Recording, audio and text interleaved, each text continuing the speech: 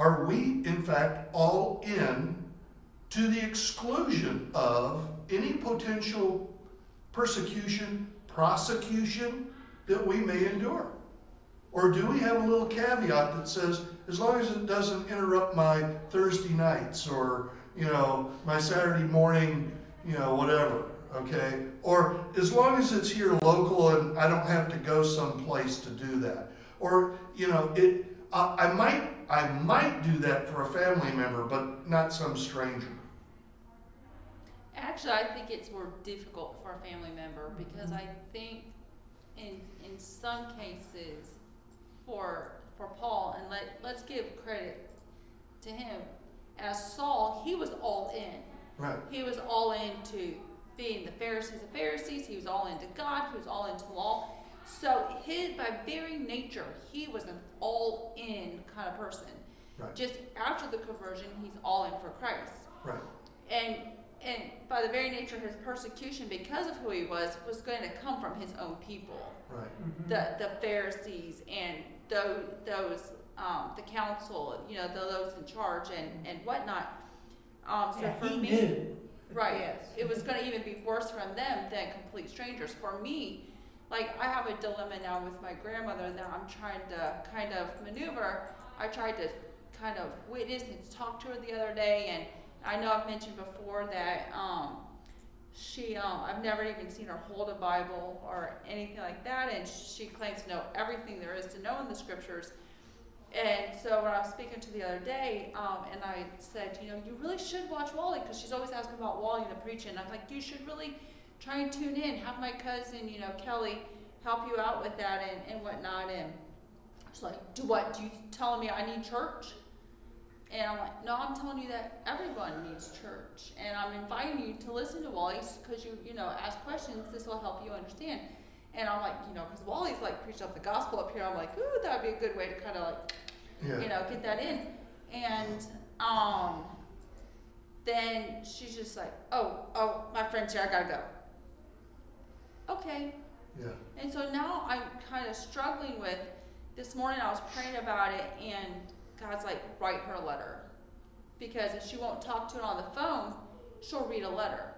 But I'm trying to figure out how to write a letter that's not admonishing, but love, but knowing that she's going to show it to the family, and more than likely we're going to get cut off.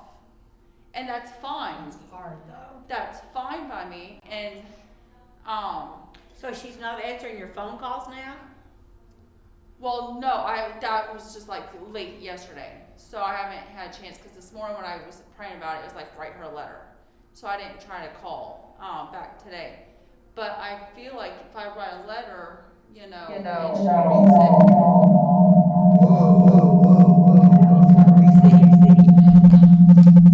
Yeah, that's right. It's okay. We got. Can you hear us, Crystal? She can hear us, so we're still good. Yeah. Oh, there they Oh, there are. they are. Wow. They are. They're down here. You can see them on wall. But so kind of drop. Oh, there they are. You're good. It's flashing. Yeah. Oh, is it coming through your phone?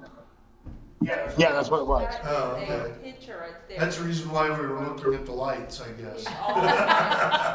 Okay. All mine, folks. All right. But yeah, so just struggling with that, because I know what the potential fallout's going to be. But if it gets in her mind to think, I'm okay with that. But I think we're harder on our family members, and so I think, Can they hear us Yes. through Zoom? a stranger is so much like you can easily dismiss, in the sense of, oh, well, I probably never see you again, or I don't have to see you again, versus a family member where Thanksgivings and Christmases can all of a sudden become quite the, awkward affair. Well, I mean, I guess so you feel like you have to say more to her? Is that what it's about? Yeah, I feel like, because she thinks she's a good person. Well, I don't think she thinks that, or she wouldn't have cut you off like that. She's under conviction. There's no way she thinks she's a good person, or she would be willing to talk with you about that. Yeah, And- well, but I just feel led to write her and just Oh. lay it out because she grew up Catholic. She's a non-practicing Catholic, but you know, all good people go to heaven. Yeah. You know, as long as I haven't murdered someone, or you know, Yeah. and even if I have to sit in purgatory a little bit, someone will pray me out of heaven, or I mean, pray me out of purgatory. The advantage, though, if you can figure out how to word it, is with something written, she can visit that over and over and over again. And it's something that if, as you said, and that's what I think too, if she is under conviction, then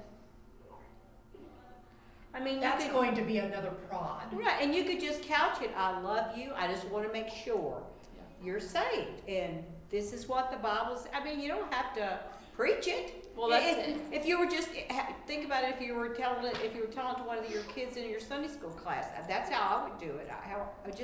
I love you, and you know, I care about you, and I just wanna make sure, that's all. Yeah. So, And then nothing else, I mean, then you just pray, that's all you can do And then. the other thing you might think about doing is if you get a draft written up, then it's like, okay, here, so-and-so, can you read this? Because your sense of how it comes across may be different than Well, someone else's. that's my dilemma too. Well, I'm just very attached to the. I would just say that by writing it down, even if you don't give it to her, it gives your mind clarity. Yeah, So that that's when good. you actually talk with her, you know, to work through that. Yeah. Because that's what happens when I'm doing my Right, Right. yeah, digging yes. deeper stuff. What are you The doing? other thing is, What do you George do? McKinsey has those little cards. And you just might, if you're gonna write, just put it in there and say, this friend of mine, you know, wrote this. And it gives a plan of salvation to give out. You said Miss McKinsey. Pardon? You said Miss Sharon. George McKinsey. Oh, Sharon. Mr. George. Mr. George. I'll ask him. So, Well, because it's Saul all the same of a thing. sudden, it says immediately proclaim Jesus in the synagogues. Scripture doesn't tell us this, but what's your gut telling you? Did Saul feel like he had a choice? I think those 3 days, You are not muted, laugh out loud. What? What, Crystal? I told them they're not muted. No, yeah. Oh.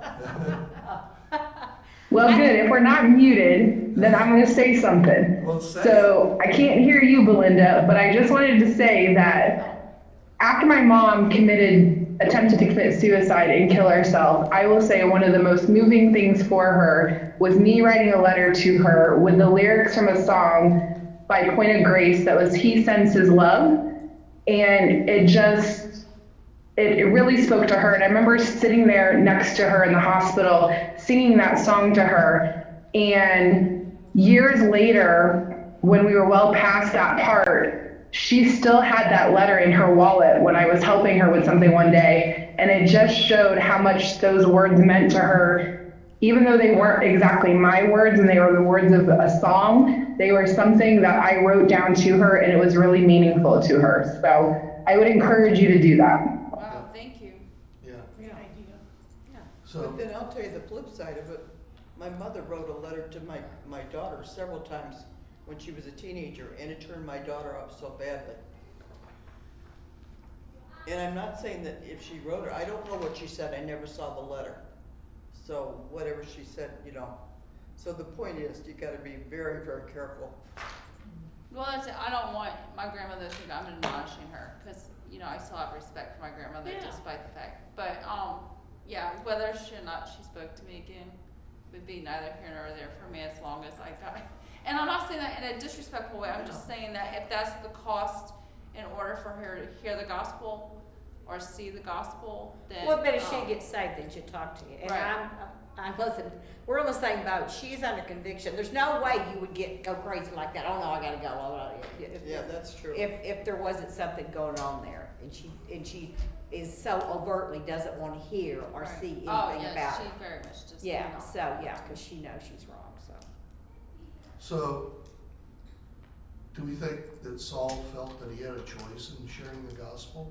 Oh, what I was gonna say was, I feel like those 3 days when he was, Right. wasn't doing anything, I think he was insane thinking about all this head knowledge that he had, all this head knowledge of all of the scriptures about the Messiah coming, all of that, Oh. and how all of that was true. And he just, because that was, his religion was so flat and so blooming hard, and now it's like it's full blown, real life, something that he has to share. So I'm sure he couldn't shut up. I mean, they were like, good grief, Paul, stop.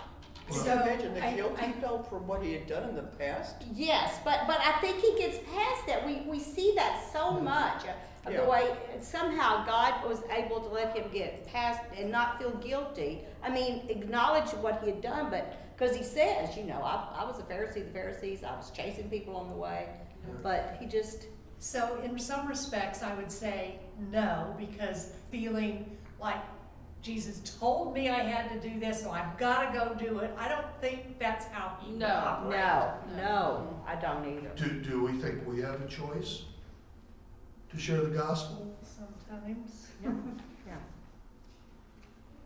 Why? Isn't that our job? Isn't that what Jesus told us we had to do? Was to share the gospel? Guilty. So, if Jesus told us to do that, why do we think that we have a choice? No, I think it goes back to the justification of, to Ms. Deb's point, when she was talking, it just made me think of, not only did he have like a road to Damascus moment, he had a road to Emmaus moment, where everything was just revealed to him all at once. Because before it was just the law. And all of a sudden, thinking back to the prophets and everything, oh, it was all clear. I gotta tell someone. It was all there the whole time. And I was just blinded to it, just because I was blinded by legalism and so on and so forth. And for us, it's just like, well, we don't. Yeah, I got the book. Yeah, that's it. Is We it a have it. signed It's copy? available. It's like the most widely purchased thing of all time. Anyone I can know. turn on the TV and see whatever. And so we use that as justification. Go, someone else will do it. I think the other thing that I kind of want to touch on briefly tonight was, in the passage it talks, he attempted to join the disciples. And from what I can tell, the Greek of that word attempted was that he repeatedly tried to join. It wasn't just a one-time shot. He was constantly trying to join the disciples. Okay? So, and of course they were pushing back. Okay? Wait a minute. This is the same guy that's been out persecuting the way, hauling people off to jail, stoning people, doing all that kind of stuff.